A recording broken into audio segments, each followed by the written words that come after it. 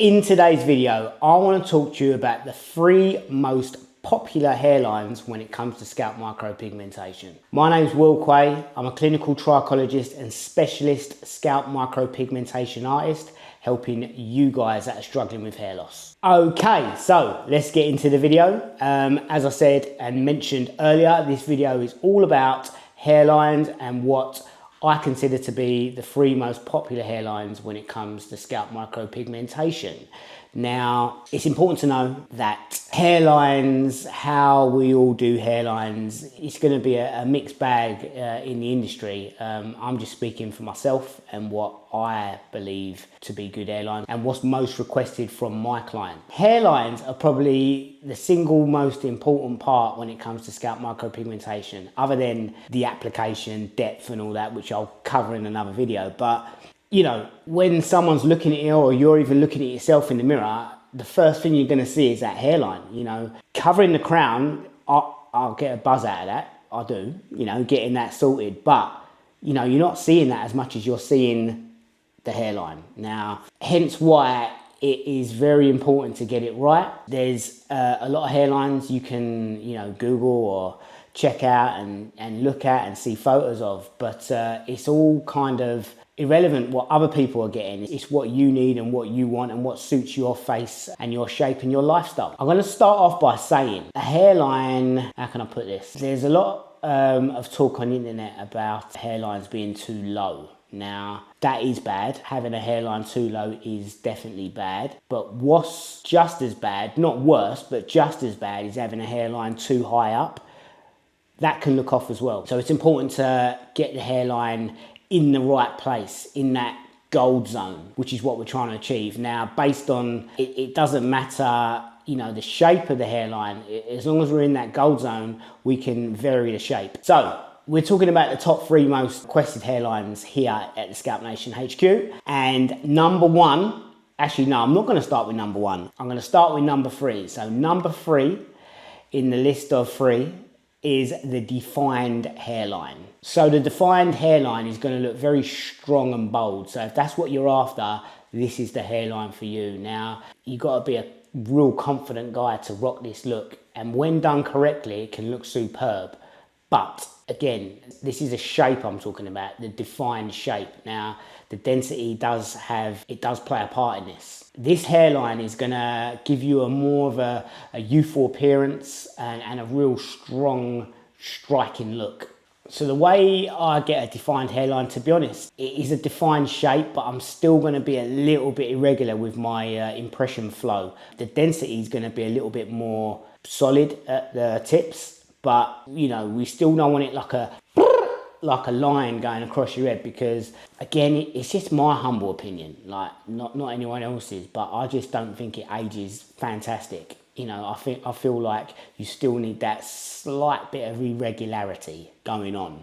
It's a big word for me. I couldn't really say it, but we did it. Yeah. So talking about defined hairlines, you know, you might see people say, oh, well, it's not natural, it's not natural. I think you can make a defined hairline look natural. You just got to be aware that it is a real striking, bold look, but you can make it look natural. It's not the shape that defines whether a hairline is natural, it's how you finish it. So we can give you a defined hairline shape, a boxed up shape, but make it look natural. As you can see from the videos I'm dropping in now, you know, it's more of a shaped up finish, but it still does look natural, which is important. Okay, so number 2 in the list of most requested hairlines when it comes to scalp micropigmentation is the broken hairline. With the broken hairline, I feel like this look, you can go a little bit more stronger with the shape. So maybe not so much like a defined boxed up shape, but you can be a little bit more rounded.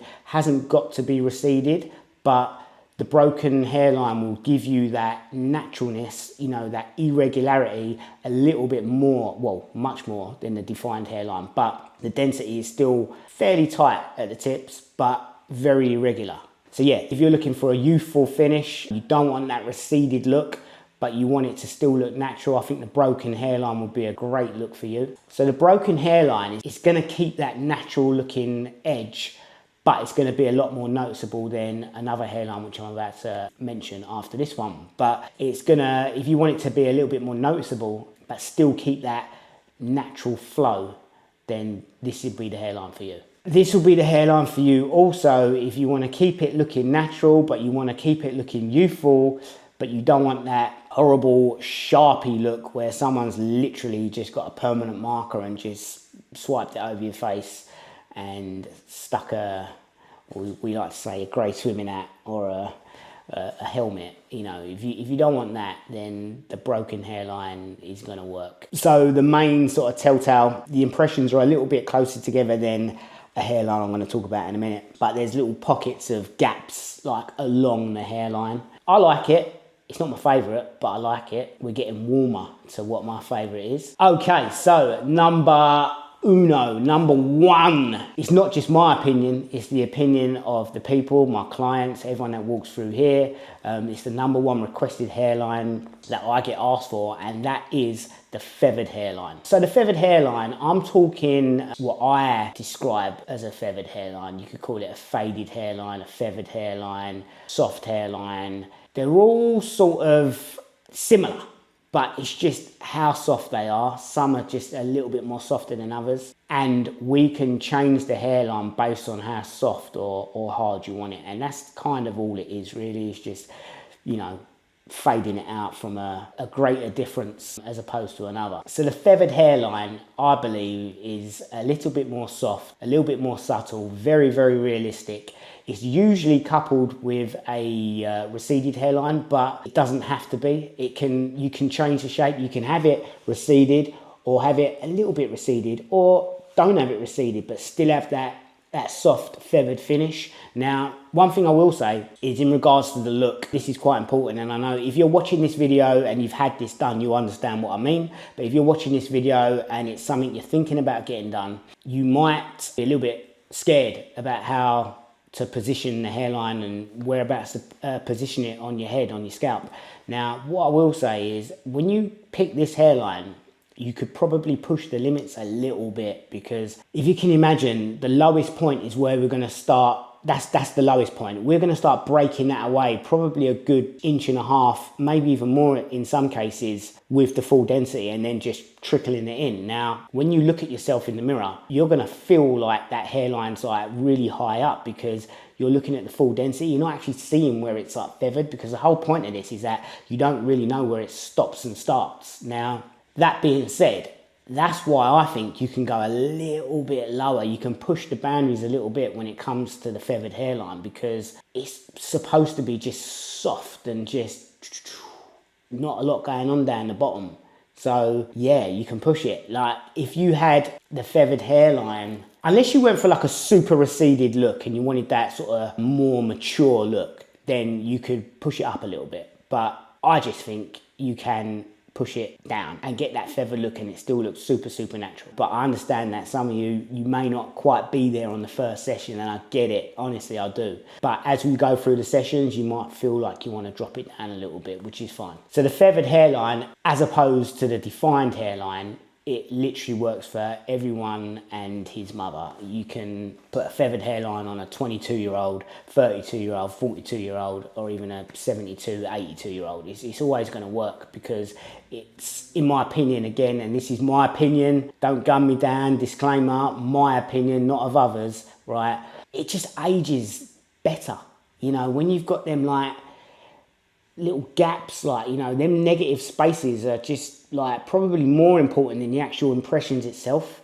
That's what's going to help it age over time. Don't forget, like, this is something that's going to stay with you for the rest of your life. So you got to think long term and how it's going to age. I know some of you, like, when you get this done, you get a little bit, you know, a little bit greedy. You get it done, you're like, oh, can we go darker? Can we put more in there? I want a little bit more in there. But trust me when I say, like, less is more. I hate saying it because it's just, it stinks of Stilton, mate. You know what I mean, when you say it. But it's so true, you know, negative space, mate. You just want the negative space there and just try and get it as soft as possible. Be happy with what you got, and you know, as long as it's better than the day you walked in, then it's a winner, mate. So yeah, just to finish off, the feathered hairline, it's a real scattered finish, light finish at the tips, very irregular. And then what we do a mixture of all of those hairlines amalgamated into one. So someone might say, look, I want a real strong shape, you know, and I would say, all right, cool, let's give you that strong shape. But maybe let's give it a soft finish because that's going to age well, you know. And then some people, you know, they're like, no, look, I want it to look like it's still receding and I'm kind of losing hair.